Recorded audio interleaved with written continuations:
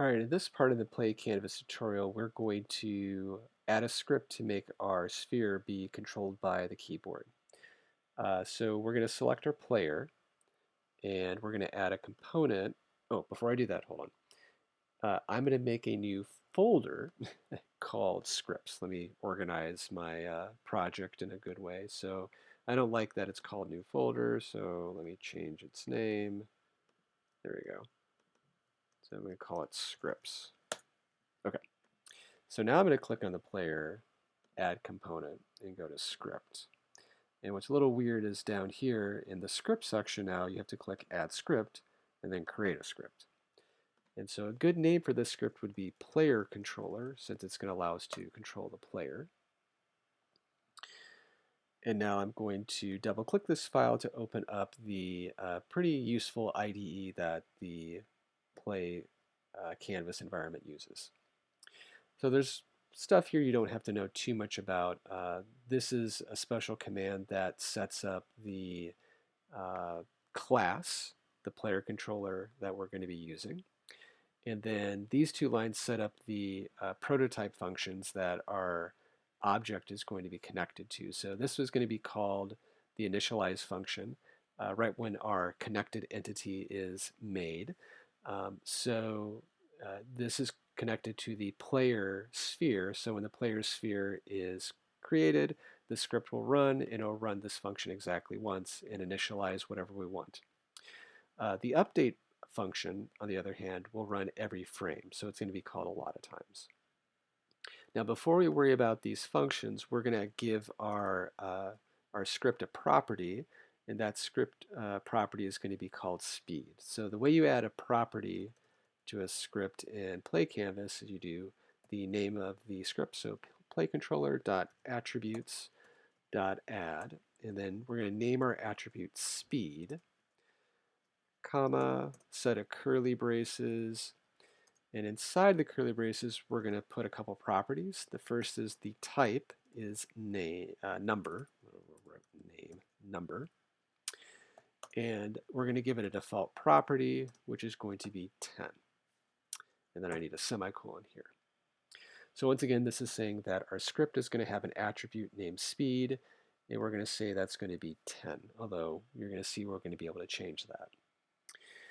Now, in the update function, what we're going to do is several things. First, we are going to get a reference to that rigid body that we created and attached to our entity in the PlayCanvas interface.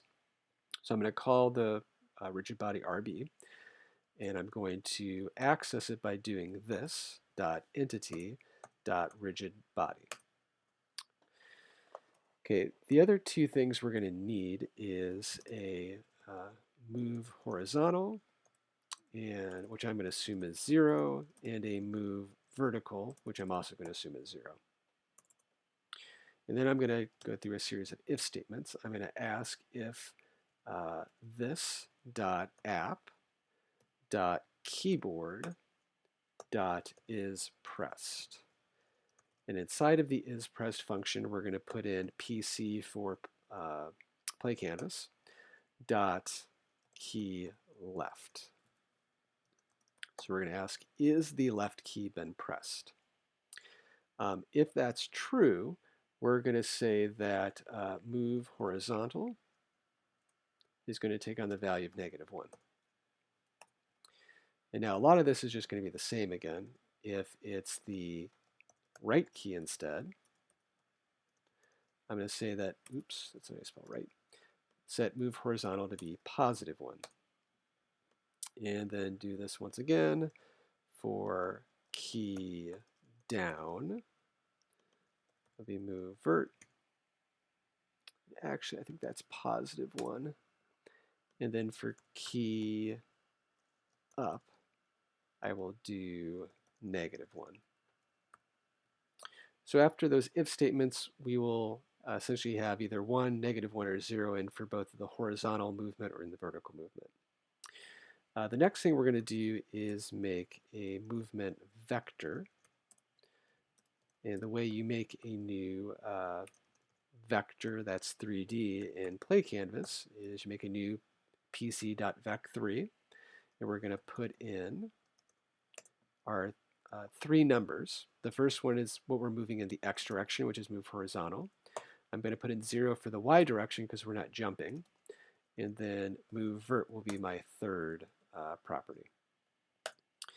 Okay, so the last thing we have to do to make it move is we're going to the rigid body, we're going to apply a force, and that force is going to be the movement vector, but I want to scale it, so dot scale it by this entity's speed.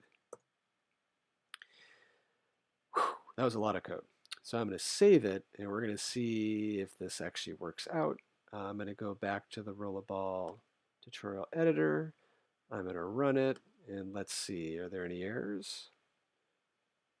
No errors. All right, let's see what happens when I do arrow keys. Oh, look, I'm moving. Now, a couple things. You may have noticed my sphere is left, and I can't come back. That's because the walls probably aren't working yet.